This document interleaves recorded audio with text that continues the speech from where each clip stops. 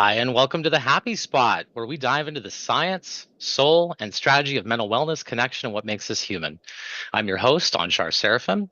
On today's episode, we're exploring one of the most quietly urgent topics of mental health today: intimacy, what it really means, why we struggle with it, and how it intersects with everything from trauma and touch to sexuality and self worth. Joining me is someone with a truly rare and nuanced perspective, Hannah Foxx, also known online as Catherine Whitmore. She and I originally met back in 2018 when I was doing some psychological training back with the Bunny Ranch, so it's so good to see you again. Um, Hey. She's a licensed intimacy coach, legal Nevada courtesan, and award nominated sex educator. And she specializes in helping people reconnect with their sense of self and rediscover connection, whether that's building confidence, navigating sensory challenges, or learning how their mind and body actually work together. Hi, Anshar. Thanks so much for having me. I'm very excited to be here. I think this topic of conversation is really important. It gets looked over a lot, and people don't realize how important it actually is. So I didn't know about this background. I was reading up on you because recently you had this Reddit Ask Me Anything thread that went viral after you were interviewed by a few different journalism outlets. And I think you're up to almost 5 million views now.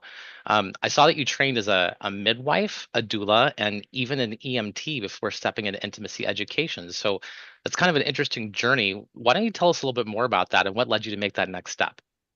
Well, I was actually the homeschooled conservative, fundamentally independent kid that didn't have any sex education at all. I was taught purity culture, and it's really amazing because I was raised to believe that if you see sex as something other than what you do within a marriage, then you're going to hell. And I was a really curious kid. I was really nerdy. I went and found anatomy and physiology textbooks in high school, and whenever I could get my hands on them, and I read them. And that led me into having a natural curiosity. And I went from that into studying midwifery and going to nursing school and studying nursing and being a doula, childbirth educator, and lactation consultant. And with working in those industries, I saw so many women after they had their child have issues with physical intimacy. And as a midwife, we weren't necessarily trained on how to fix the sexual dysfunctions that we were seeing. We were more focused on the well-being and the care, and I started specializing and focusing on intimacy after childbirth and then sexual dysfunction and other issues when it related to intimacy and women and just sexual anatomy. Well, obviously the decision to go work at a brothel, say I think you're at one of the legal brothel properties over in Nevada right now, correct? Yes.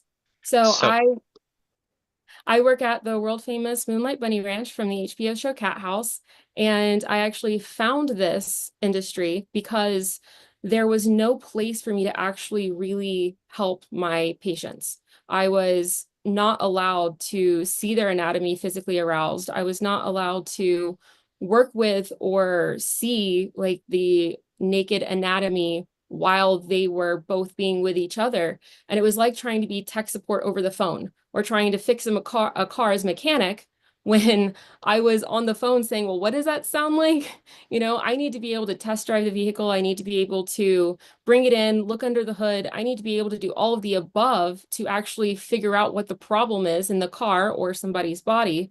And the only place I could legally do that was the world famous Moonlight Bunny Ranch and working in the Nevada legal brothel system. so you used the brothel license and the auspices of the brothel industry to actually move into the space where you could actually see the dysfunction then.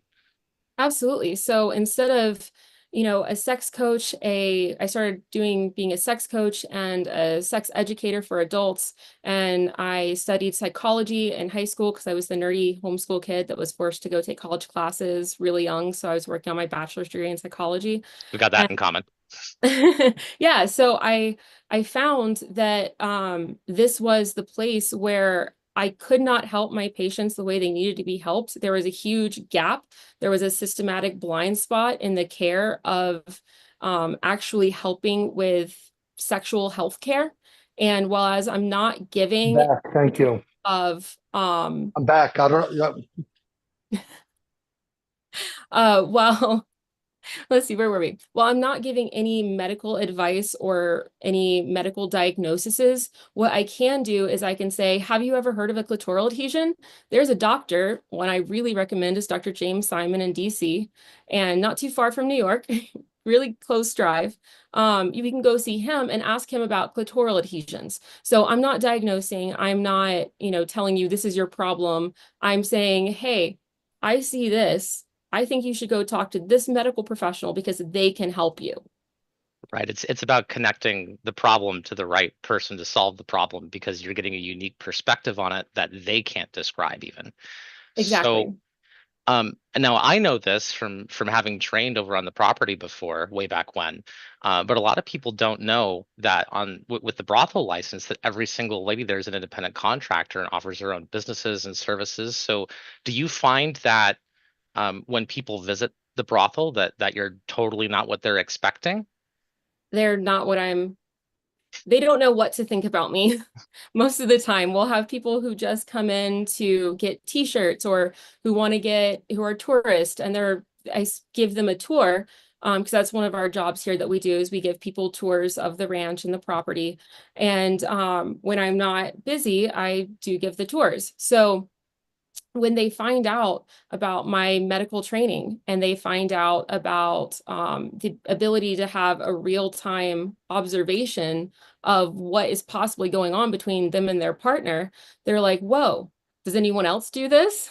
And then I have to explain that I am the only one that I know of in the entire Nevada brothel system who has the medical background, the medical training, the sex education training, the sex coaching training, and all of the different various certifications and training that I've done, which there will never be enough, to actually be able to be there in person to figure out and analyze what is going on with them so that they can get the help they need somewhere.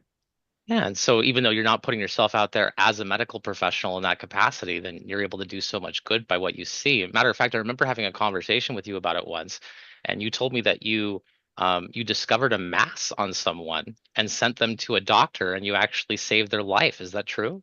Yes. So there was someone who is having a lot of trauma surrounding actually getting a prostate exam. And they were really terrified of the experience. They were terrified to have it in a sterile environment. So they just wanted to see what that felt like. And I did not give a prostate exam or anything, no medical care. I just was in the process of showing them what is it like? How do you go through this process? What happens? What to expect so that they walked in feeling comfortable. And I was like, we're gonna pause this and you're gonna go to the hospital. And it turns out they Oh, had wow. prostate cancer and we caught it just in time to be able to for them to be able to get treatment and have a full recovery and be healthy and safe today. And I'm really happy about that. It's got to be so crazy going from saving lives as an EMT to literally saving lives doing that. It must have been really unexpected. So, kind of transitioning here, because our focus here at the Happy Spot is mental wellness. You've spoken on multiple occasions about the epidemic of loneliness and how it shows up in your work. Can you share a little bit about the behind the scenes look at what's going on in culture right now and what's happening in people's relationships and why it's so important that people learn how to seek help and learn more about sex? Absolutely. The loneliness epidemic in the United States is a public health crisis. People just want to be seen, held, they want to be heard. There's no system for them to be able to do this. If you break your leg, you can go to the ER. If you're hungry, you can go to the grocery store. If you're thirsty, you can go to your sink and get water. And if you look at Maslow's hierarchy of needs, not the meme or the printed out version of it, but if you actually go back to his original theorem of motivation, it actually has the pyramid where sex, food, water, excretion is on the core bottom tier that is the foundation for everything else. And because it's there. Not only is that there, but intimacy, touch, affection, feeling loved, feeling cared about is a human health need. And there's not very many places in the United States where someone can go and get that if they're busy. For example, if they're a business person who doesn't have a lot of time to invest in relationships, but they still have that need and they need it in a safe way where they can get it when they need it. That's one of the things that the Nevada brothels are amazing for. If someone is trying to rediscover intimacy after a divorce or the loss of a loved one, this is a place where they can actually feel seen and get those needs met in a way that not a lot of places have the options to do that.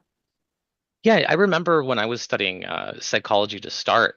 I remember kind of a dark factoid, but because it was brought up in the context of ethics for experiments. But it talked about babies needing touch, and that you can give a baby literally everything that it needs, but if you don't touch it, it'll die. And somehow we start to look at children as having different needs than adults do, but it's really the same needs, just kind of encapsulated in different ways. So I really appreciate that perspective. I think that a lot of people probably talk themselves out of the idea that it's a need. And it sounds like, one of the cool things about seeing that Ask Me Anything on Reddit, and we're going to get into that a little bit more after the break, is that so many people resonated with what you had to say about intimacy being a need and what it felt like to be misaligned. I'd never seen a Reddit Ask Me Anything where people literally responded saying that they were in tears, and people commenting on it. But I have to compliment you before we do go to break. You received multiple compliments on how well you answer questions. So I think you deserve a call out for that, because it obviously must have taken a lot of time to go through, what was it, like 600 comments, and be able to try to provide a narrative on that. We're going to go off to break here in about 30 seconds. So when we do come back, we're going to start talking a little bit more about that Reddit Ask Me Anything, and a topic that really resonated with a lot of people, something called nonlinear sexuality. So make sure that you stay tuned for that. Yes, absolutely. Thank you. Are you a conscious co-creator? Are you on a quest to raise your vibration and your consciousness? I'm Sam Leibowitz, your conscious consultant, and on my show, The Conscious Consultant Hour Awakening Humanity, we will touch upon all these topics and more. Listen live at our new time on Thursdays at 12 noon Eastern Time. That's The Conscious Consultant Hour Awakening Humanity, Thursdays 12 noon on talkradio.nyc. Are you a high-achieving, growth-oriented leader? Are you interested in developing your authentic leadership while creating a healthy, inclusive workplace? Hi, I'm Dr. Mira Brancu, host of The Hard Skills on talkradio.nyc at 5 p.m. Eastern on Tuesdays, where we discuss how leaders develop the hard skills needed to make a greater impact. We interview experts, have live coaching, and tackle these challenges. Listen to The Hard Skills on Tuesday at 5 p.m. Eastern on talkradio.nyc. You're listening to Talk Radio NYC. Uplift, educate, empower.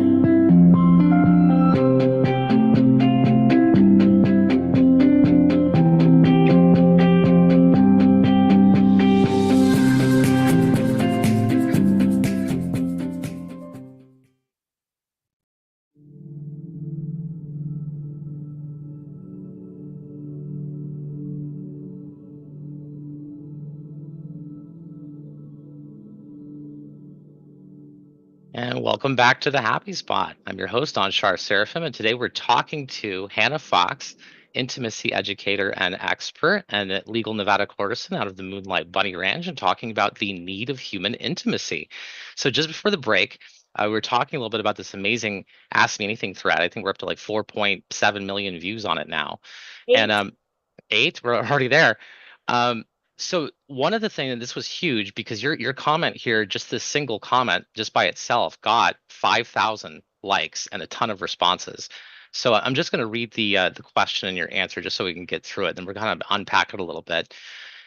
You said the person said, "Can you elaborate on what you mean about nonlinear people and intimacy?" I'd never really heard the term nonlinear before. And you responded, when I say nonlinear, I'm talking about people whose brains, arousal, or emotional processing don't follow a straight line from point A to point B. Think of it like this. Most people assume intimacy works like a checklist. You're attracted, you touch, you get turned on, you have sex, you're satisfied, boom, done. But for a huge number of people, especially people who are neurodivergent, trauma survivors, and women, it doesn't go like that. And that's not a malfunction. That's just real life. There's not always a track for everyone. The human experience doesn't really have any rails. A nonlinear person might need emotional safety before physical attraction kicks in, or their arousal might spike and vanish and spike again without warning. They might be trying to figure out if they're asexual. Their body might feel good only while their brain is dissociating, or they might not register desire until they're already touched, which is sometimes called responsive desire instead of spontaneous desire. So you went on to explain on that, and the outpouring of comments was just absolutely incredible, because obviously this is not a topic that a lot of people explore. Can you tell the audience a little bit more about what uh, nonlinear intimacy is about and why it's so important to talk about? I think part of the comment that we didn't get to read really resonated with a lot of people, and it's that there's no wrong way to be built, but there's a lot of bad maps. Mm. And a lot of people don't realize that the stages of arousal and the types of arousal and the way that the body works isn't the same for everybody. It doesn't follow a predictable script. Emotional safety is often needed first for people who are trauma survivors. You know, there's a lot of women, there's a lot of neurodivergent people, there's a lot of people that are demisexual or sapiosexual. So their arousal doesn't come from the touch, it comes from the other parts, the getting to know somebody really well, or the intellectual sexiness. That's what sapiosexual is. You're attracted to intelligence. But the touch may not trigger the arousal until later, or you might not feel aroused until you've been touched or until a little while afterwards. Everyone's wiring is different, and that's normal. But there are people who can help you work through it and understand yourself better. Yeah, and I noticed that, and this is one of the things that was discussed in the comments, is that doctors really don't talk about these topics with their patients. You know, even urologists and gynecologists don't really spend a lot of time talking about arousal unless it's just spoken medically about, erectile dysfunction or and I really related to this myself just because when I was studying, I mean, I've been studying psychology for 2 decades. It's only been the last 5 years that real quality education has come out on being neurodivergent and being autistic, and it being more than just like a media trope. So, what do you want the people out there who have that nonlinear um, intimacy framework to know about the fact that they have it, and what kind of steps should they take? I mean, society has a very rigid image of what sex should look like. It's reinforced by media, porn, even some types of sex education.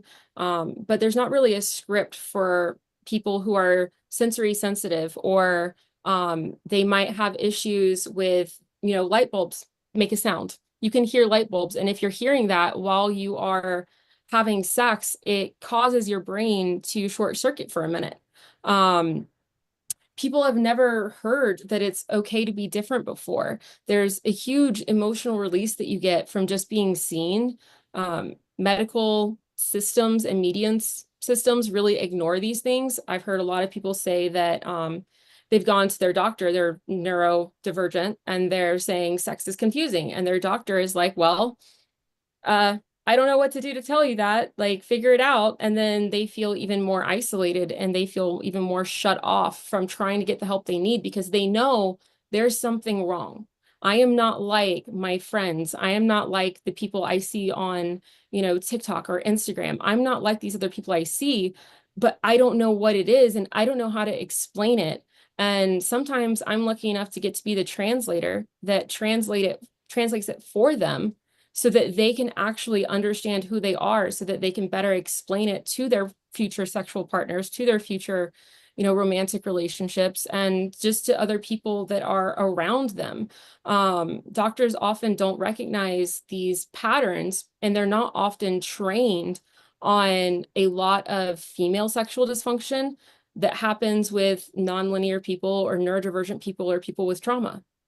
So I did see in the comments, and it was cool, to have it mentioned because you and I have one thing in common, and that's we're both members of the Octopus movement, and that's for nonlinear thinking. So I think that's a really cool topic. Maybe that's something that you should collaborate with Dr. Perry on. I think that could be a good topic. So we don't spend the whole interview talking about that, despite the fact it was so interesting. Switching gears now, because I know that recently you got interviewed by the Daily Mail about working with people with disabilities, and it was part of your Maxim feature too. Um, so switching gears to that, people who are struggling with the challenge of intimacy, whether that's emotional, physical, or something in between, how do you think being supported in a hands-on, judgment-free way at a brothel changes the way people process that experience? What's in it for them? Even if it's the same information maybe that they got from a therapist, how does the presentation change? And what have you seen in your work that makes what you do so different and amazing? So there are a couple different ways to learn. And I think a lot of people have seen the meme, maybe not everybody, but if you tell a fish to climb a tree, it'll spend its whole life thinking that it's stupid. Well, if you go and you speak to like sex coaches, sex therapists, and a lot of doctors and different people, they see things in a very linear way, and that's how they're taught to treat. And a lot of people don't learn verbally. They don't learn visually from watching videos. They have to learn by doing. They have to learn Kinesthetic, by yeah. being present. They have to learn by, yeah, kinesthetic learners. They have to know how to do it, and they have to be able to ask questions in the moment. And they have to have a break in their brain sometimes between learning some and then waiting to learn others. But a lot of people learn best by doing, and this is the only place in the entire United States, and I'm the only person trained the way that I am to be able to teach hands-on sex education from my background. When you go to a doctor's office, you tell them, hey, doc, here's the problem. What do I do? And they can't say, here, let me get your sexual anatomy aroused so that I can see if you have phimosis, because when you're not aroused, because you're terrified, you can't get an erection while you're trying to run from a bear. So you go Yeah. into the doctor's office and you see the doctor and you don't have an erection, or your clitoral gland is not fully stimulated or erect, and so it's small, so it can come through the skin. Phimosis is where the foreskin or the clitoral hood for women, the gland, the penis can't come through, so it's like stuck trying to get out and it can't Hmm. get through. And if they're not aroused, then it might come back and forth just fine. You might be able to see it, and the doctor's like, oh, there's nothing there.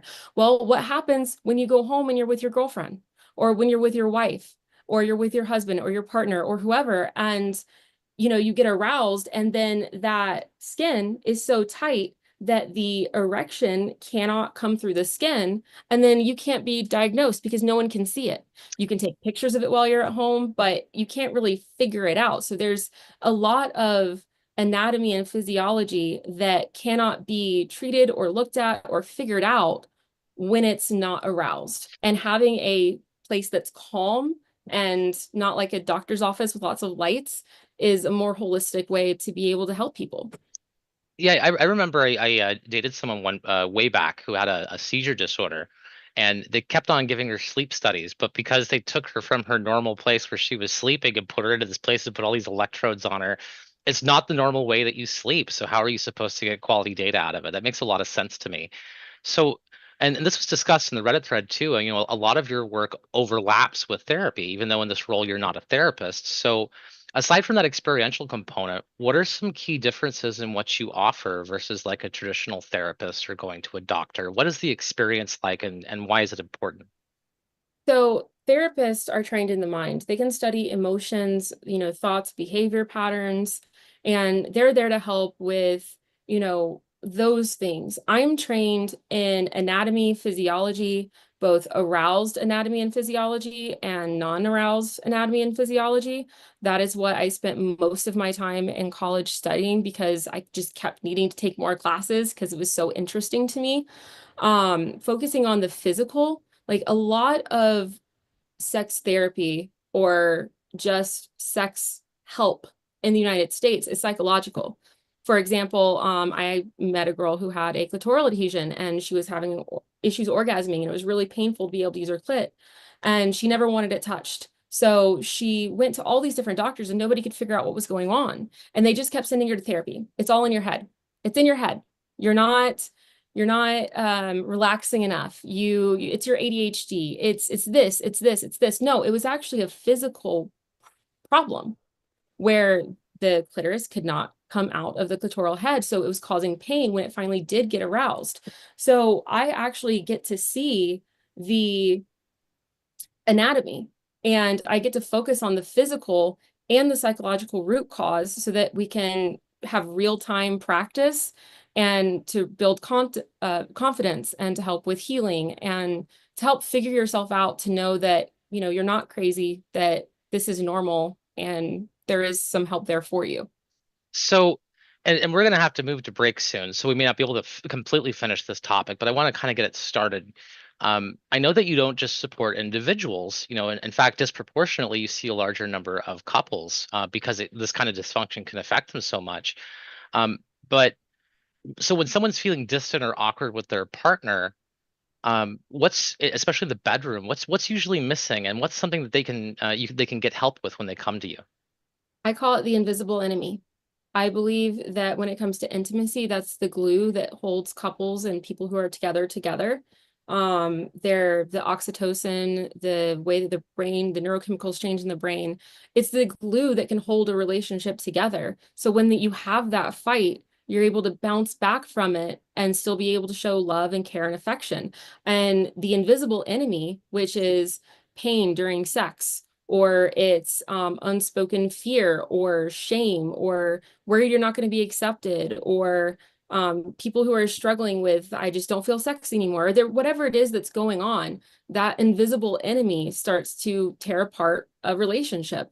And getting to know what that is and understanding why that's happening can make your partner feel less distant. So for example, if I was having sex with my partner and it was super painful, and I kept, pushing them away and saying, I need to stop, I need to stop. Well, if I'm not able to figure out why this is causing me pain, then they're just going to feel rejected. But if Absolutely. we're And able to and name, after we come back from the break, I think one of the things that we're going to have to talk about is dating and how these kinds of issues can affect dating in new relationships. absolutely.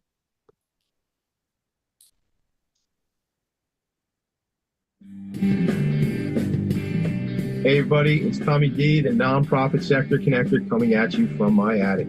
Each week here on talkradio.nyc, I host a program, Philanthropy in Focus. Nonprofits impact us each and every day, and it's my focus to help them amplify their message and tell their story.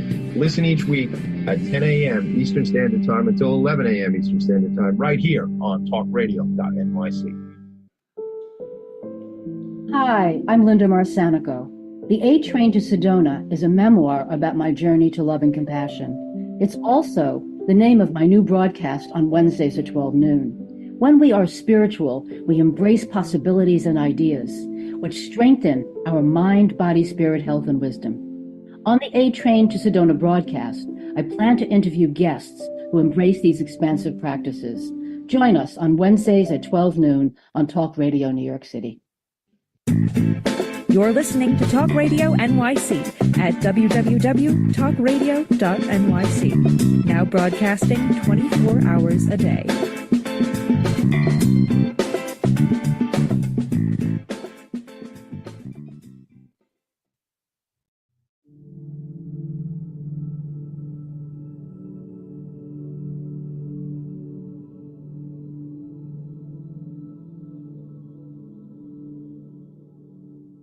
Welcome back to the Happy Spot. This is your host, Anshar Seraphim. Happy Spot's where we talk about wellness and changing the way that we look at mental health in the workplace, at home, and in our relationships. And today I've been talking with Hannah Foxx, an intimacy expert and an educator, and legal Nevada courtesan, works over at the world famous Moonlight Bunny Ranch. And one of the things I really wanted to segue into as we were talking on the subject, because we were talking about couples and how it can create dysfunction in relationships, So let's talk about new relationships, because I know in the post-COVID world where so many people feel disconnected and feel disoriented by that, that everyone deals with apps and ghosting and mismatched intentions.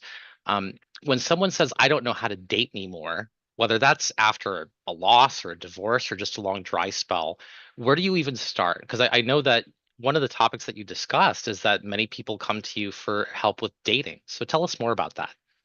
You start by practicing. You start by failing. You can't get good at something unless you fail at it multiple times.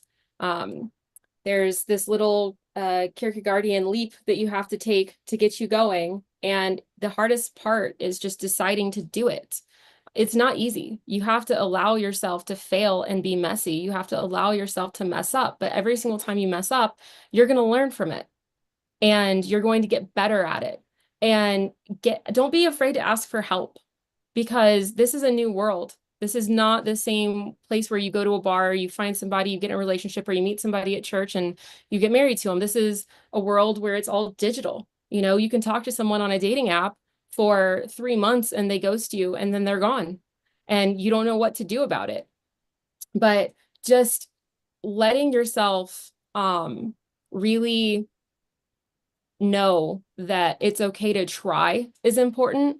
And if you're someone who is experiencing a divorce or a loss of a spouse, grief can be a really hard thing to cope with, the grief and the shame. And it almost feels sometimes to people like you're cheating on your your dead partner, your partner who's passed away. You know, if I date again, you know, I'm not allowed to be happy with someone else. I'm not supposed to be happy again because that means I didn't love them. No, you can love more than one person.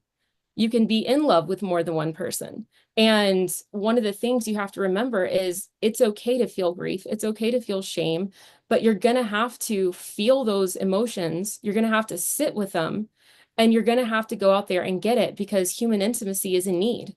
You know, physical touch is a need, and you deserve to have your needs met.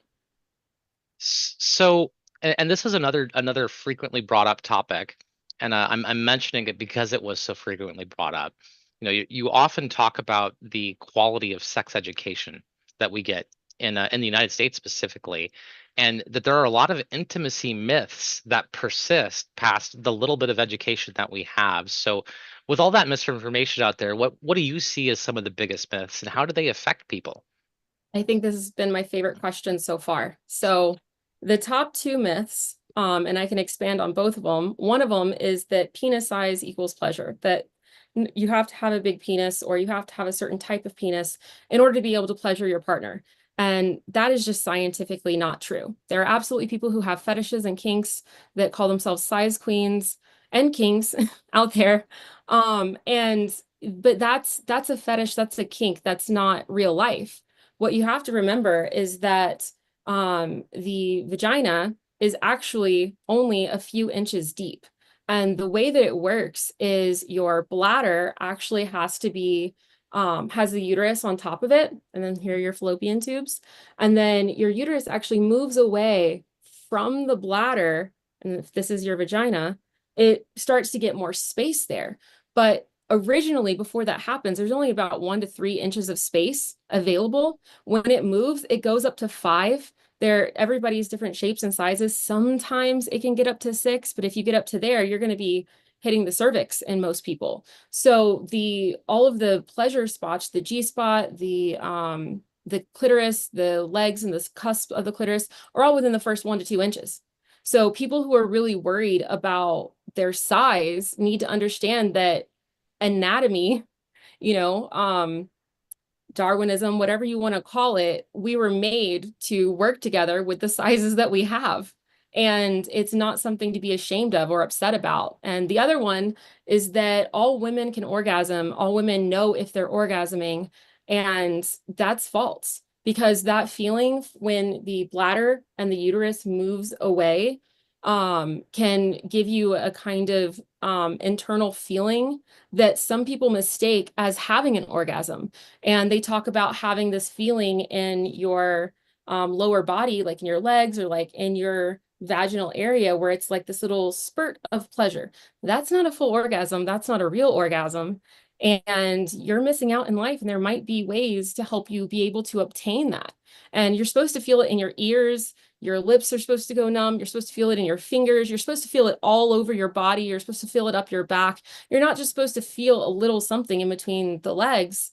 And women don't even realize that. There are women and couples who come to see me and they're like, oh yeah, this is what sex feels like. And I always want more and I'm never satisfied. And I constantly just want to have sex, sex, sex. And I'm like, because you're not orgasming. If you orgasmed, you would be done. You would not want to keep going. You would not have that ability. You'd be like, don't touch me anymore. I need a minute. That's a real orgasm. Don't touch me. I need a second, or unless you're doing like multiple or something like that.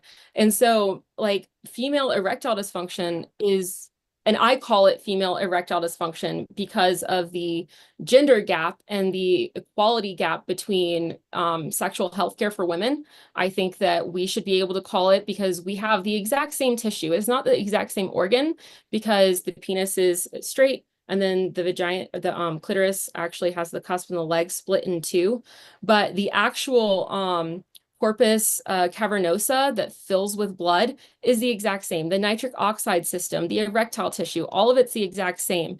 All of And it comes from the same thing in the womb. Yeah. exactly. Well, people don't realize that the corpus sponginosum tissue in men that, cause it to be erect is in the vestibular bulb and the glands in the clit, and that we actually have all the exact same parts as a man. The difference is ours splits off in two. There's a hole there for a vagina.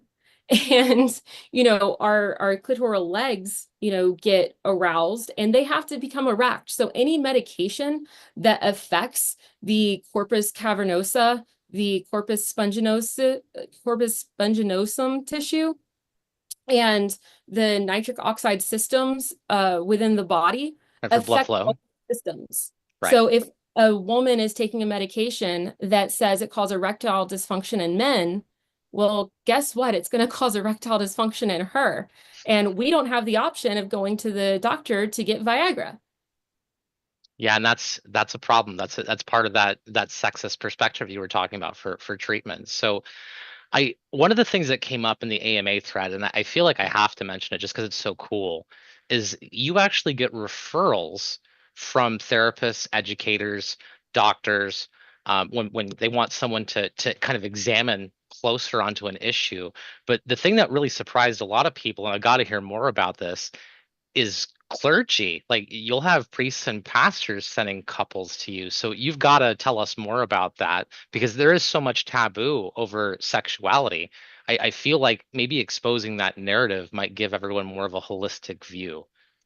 So it is really interesting and it did shock a lot of people, but I was raised independent fundamental Baptist. So I was raised like conservative Christian homeschooler, like like what you would, expect to see the people in the jean jumpers wearing. Like that was Right. me growing up. And so what I realized was that growing up, I saw marriage be so important to the church and keeping a marriage being so important to a church. And really good pastors understand that when couples are fighting, intimacy is the glue that's going to hold them together. And I've said that a couple of times, and it doesn't have to be a married couple, but in this instance, we are talking about married couples if it's a pastor referring to me. But the pastor will send me an email and say, hey, I have people who are about to get a divorce. They can't make it work. And the sexual component is a large portion of what is going on. They're like, don't take off your clothes, make sure you wear modest clothing, kind of like I am now. And but help them. And so they come see me and they get referred to me by their pastor, and I keep my clothes on and I teach and I work through it because they get a chance to figure out what's genuinely going on. Why is this not working? Because it's that invisible enemy. What if your wife can't orgasm? You don't know it. So she doesn't want sex. And because she doesn't want sex, you feel rejected and not wanted. It's not because she doesn't want you. It's not because she doesn't want you at all. She wants you. She loves you. It's because there's an invisible enemy that is hurting the relationship. And I'm here to help you fight that thing. And so when pastors get a chance to actually speak to me and talk to me and don't allow the societal norms to affect how they take care of their congregation, we have a side entrance you can come in. You don't have to have a lineup. You don't have to see the other girls undressed or naked. I can show up. I can bring you in through the side door. We can go straight to my room. The cashier can come from the office and help you, book it. You don't have to come into a den of sin to get the help that is required. And then there are doctors and therapists and medical researchers and different people who are like, I can't test this. I don't know what to do. Like, I'm stuck because of the licenses that I have and the insurance I have and the laws. So I am not held back by that. And I'm not giving medical advice or anything, but I have them come in and I actually get to see what the problem is and then fix it. And when that saves a marriage and that makes that marriage work, I mean, I was taught my whole life that we're supposed to be trying to get rid of the divorce rates in the United States, and that's the key to a happy marriage and a happy family.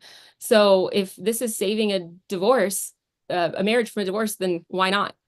Yeah, and I know that you and I had talked about a little bit in the pre-show that you have doctors that are literally setting up appointments with you to learn more about how to help their patients. I hope that the exposure that you're getting on a platform like this, and hopefully with the Ask Me Anything, that eventually you can be invited to spaces where doctors, physicians and experts are learning so that they can actually pick your brain because they are missing that component.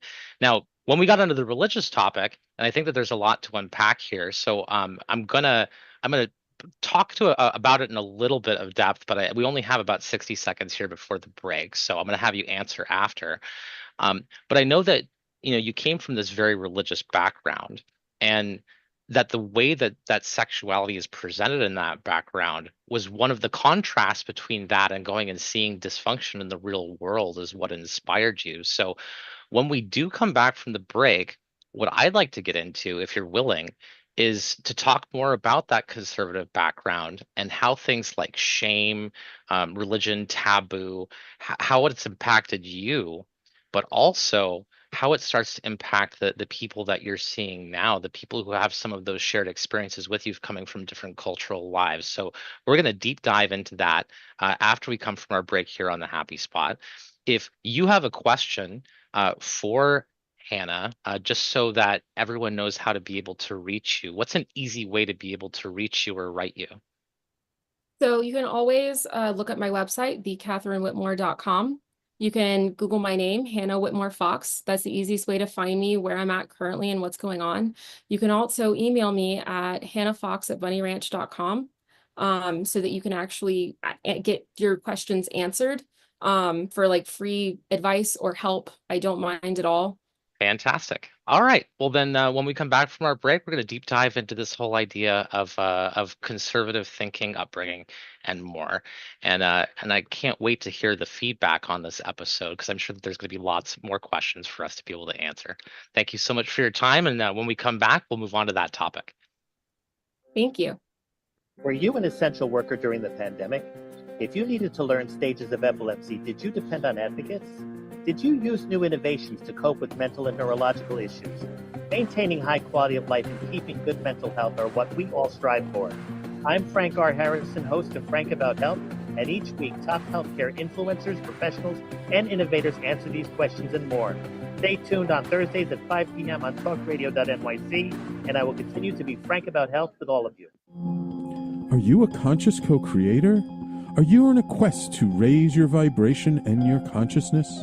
I'm Sam Leibowitz, your conscious consultant, and on my show, The Conscious Consultant Hour, Awakening Humanity, we will touch upon all these topics and more. Listen live at our new time on Thursdays at 12 noon Eastern Time. That's The Conscious Consultant Hour, Awakening Humanity, Thursdays, 12 noon on talkradio.nyc. You're listening to Talk Radio NYC at www.talkradio.nyc. Now broadcasting 24 hours a day.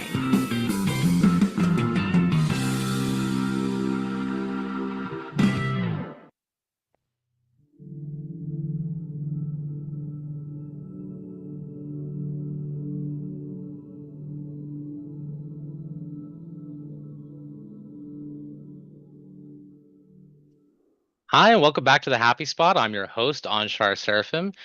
We just came back from the break, and we're here talking with Hannah Foxx, intimacy educator and expert, and legal Nevada courtesan at the Moonlight Buddy Ranch, talking about the need of human intimacy and how it affects all of us. Welcome back, Hannah. Hi, thank you. So just before the break, started to get into this just a little bit. I know that you were talking about being raised independent fundamental Baptist. Baptist. We talked about purity culture. You obviously have a lot of experience about that, and I know that you were resonating with some of the people in the comments on the Ask Me Anything about a conservative upbringing. So let's actually talk about religion and taboo and all of that for a second. How has that impacted you, and how does it impact the people that you see? Purity culture, in my opinion, it destroys people. I was told if I kissed a boy, I would go to hell. You were told that, if you have this special thing that is a part of you and that is a priority and a gift for your husband when you get there, and if you lose it, then you're worthless. And you're taught all of these things about your value and your worth based on this single thing. And that programming that is internalized and that's in someone, it doesn't go away just because you've put a ring on it and you've gotten married. I mean, a lot of the conservative Christian families that went to Bob Jones University and the other places where I was supposed to go had marriage issues because they were so trained and almost to the point of brainwashed to believe that if they had sex, they were going to hell. If they had impure thoughts, they were going to hell. So they've trained themselves for so long to not think about another person sexually that when it comes time to actually be allowed to talk sexually about other people or to about your partner or your spouse, when you're supposed to be like, oh, my wife turns me on, oh my God, or my husband is very attractive, or I want to have sex with them. That programming, that innate from childhood words that are in your head, they're still earworms. They're still there and they're still affecting people. And what I believe that you should do is instead of teaching, abstinence or purity culture, you need to actually be teaching readiness, because you can teach your child to be pure. You can teach, people to not do this until a certain time. But what happens when that time comes? What happens when they get married? You get pastoral counseling.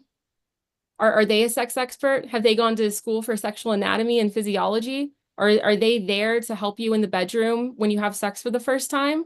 No, they're not. And they're not going to know what to do, how the anatomy works, how to please their partner. They're just going to know they're super attracted to each other and they don't know what to do with it. That And virginity value programming too, it kind of feels like, what you're saying is that they'll have this impression of that and then carry it into their marriage and then wonder why they can't connect. That, absolutely, sex will feel wrong even with someone that they love, that they're marrying. And then it also begs other questions, like if a person's a victim of assault and now all of a sudden they're not a virgin anymore, do they feel worthless, or there's they self-worth do. issues? They So do. one of the things we talked about in the pre-interview is you mentioned that you had communicated a little bit with a guy named Joshua Harris who wrote this book called I Kissed Dating Goodbye. So why don't you tell us more about that? Because I feel like the audience really needs to hear about that conversation. If I get a little emotional, forgive me, because this was a really, really impactful big thing for me. Um, I was raised on the book Why I Kissed Dating Goodbye. We read the Bible, we read this book. We went through it, we studied it. I almost had it memorized cover to cover because that is how I was supposed to live.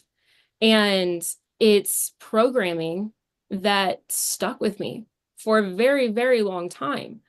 And with religious trauma and being taught, don't do this, don't do this. You're not worth something if you do this. And I don't want a wife who's been with other people. And there was this one thing that really got me, or actually two things that we were taught in the book. One of them was we were taught to take a paper mache, like a construction paper heart, and another construction paper heart, and then glue them together and then pull them apart and then stick them to another one and pull it apart. And there were all these pieces of different colors on there. And that was to teach us that we're ruining ourselves for our future husband, that it needs to be that first time, because if you just glue two pieces of paper together, they're going to stick.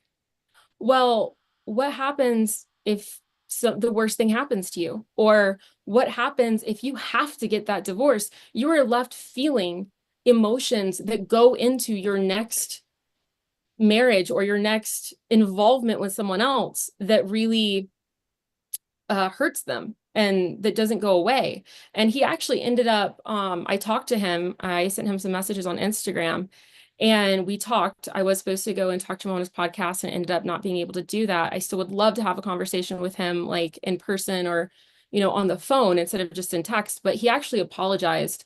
And he said, he showed me some information and he actually discontinued printing his book because it had harmed so many people and it had hurt so many people. Right. He And said he publicly retracted it too and apologized. publicly retracted it. He publicly apologized. And will that heal everybody? No, but it is a start. And the fact that he did that and the fact that he is so self-aware and the fact that he is going through the process of trying to figure out how to give people good information who looked up to him, I think it's incredible. I think it's amazing that he did that. And I think that, is it going to heal a lot of people? It's going to start the healing process. Well, and it's important too, I think, just because that